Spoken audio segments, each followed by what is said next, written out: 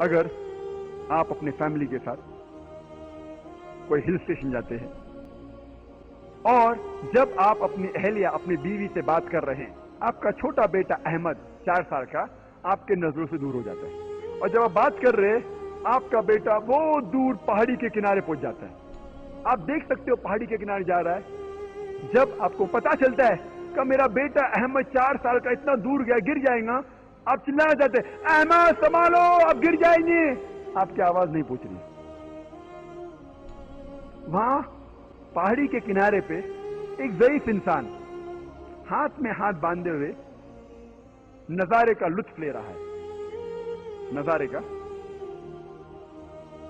لطف لے رہا ہے، سینری کو انجوائے کر رہا ہے.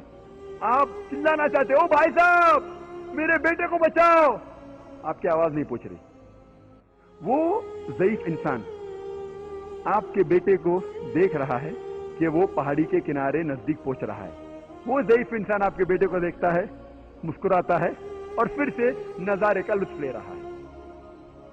کچھ دیر بعد آپ کا بیٹا اس کے نزدیک سے گزرتا ہے اور پہاڑی سے گر پڑتا ہے. میں آپ سے سوال پوچھ رہا ہوں کہ آپ وہ ضعیف انسان کو دوشی ٹھہرائیں گے کہ نہیں کہ وہ آپ کے بچے کو آسانی سے بچا سکتا تھا؟ آپ دوشی ٹھہرائیں گے کہ نہیں؟ ٹھہرائیں گے. لیکن وہ آپ سے کہیں گا میں میرے کام سے کام رکھ رہا تھا، I was minding my own business. اور وہ صحیح کہہ رہا ہے، وہ اپنے کام سے کام ہی رکھ رہا تھا. اس نے آپ کے بیٹے کو دھکا نہیں مارا، مارا کیا؟ نہیں مارا. اس نے آپ کے بیٹے سے کہا کہ چھلانگ لگاؤ، نہیں کہا. تو وہ اپنے کام سے کام رکھ رہا تھا، پھر آپ ان کو کیوں دوشی ٹھہراتے؟ پھر بھی آپ کہیں گے کہ اللہ سبحانہ و تعالیٰ نے اس ضعیف انسان کو حکمت دی، وزڈم دیا ہے. میرا بچہ تو معصوم تھا، اسے ایک قدم بھی لینے کی ضرورت نہیں تھی، اسے ہلنے کی بھی ضرورت نہیں تھی، صرف اپنا ہاتھ آگے کر لیتا اور میرا بچے کی جان بچ جاتی تھی. پھر بھی آپ اسے دوشی ٹھہرائیں گے کہ نہیں؟ بے شک. اسی طریقے سے یہ مشرک لوگ آخرت کے دن پہ ہم مسلمانوں کو دوشی ٹھہرائیں گے. جب اللہ سبحانہ و تعالیٰ نے ہمیں ہدایت دی، ہم نے انہیں کیوں نہیں کہا؟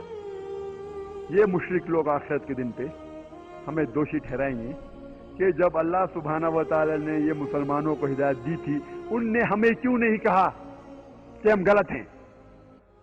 اگر آپ کا پڑوسی مشرک ہے، آپ نے اسے دعوت نہیں دی اسلام کی، اور وہ مشرک جیسا مر جاتا ہے، آخرت کے دن پہ اللہ سبحانہ تعالیٰ مشرک سے پوچھیں گے آپ نے اسلام کیوں نہیں قبول کی؟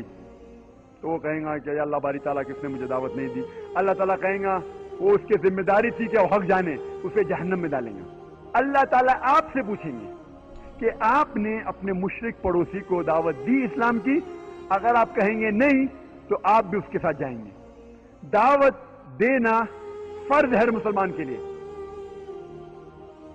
فرض ہے.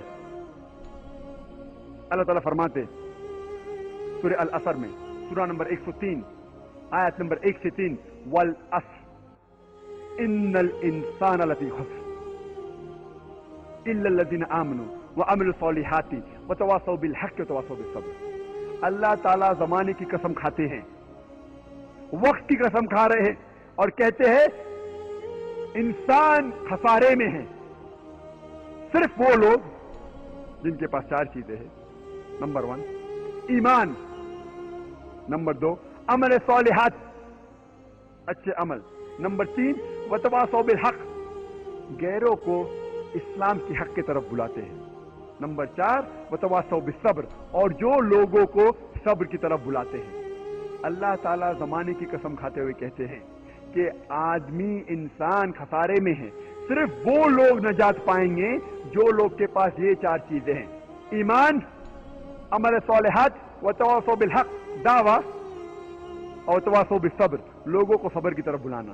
اگر ان میں سے ایک بھی چیز مسنگ ہوں گی، ایک بھی چیز غائب ہوں گی تو آپ جنت میں نہیں جائیں گے. آپ بہت اچھے مسلم ہوں گے، 5 ٹائم نماز پڑھتے ہوں گے، رمضان میں روزہ رکھتے ہوں گے، حج کے اوپر گئے ہوں گے، لیکن اگر آپ دعوت نہیں کرتے ہیں تو سورہ العصر کے حساب سے آپ جنت میں نہیں جائیں گے. صرف دعوت کرنا بھی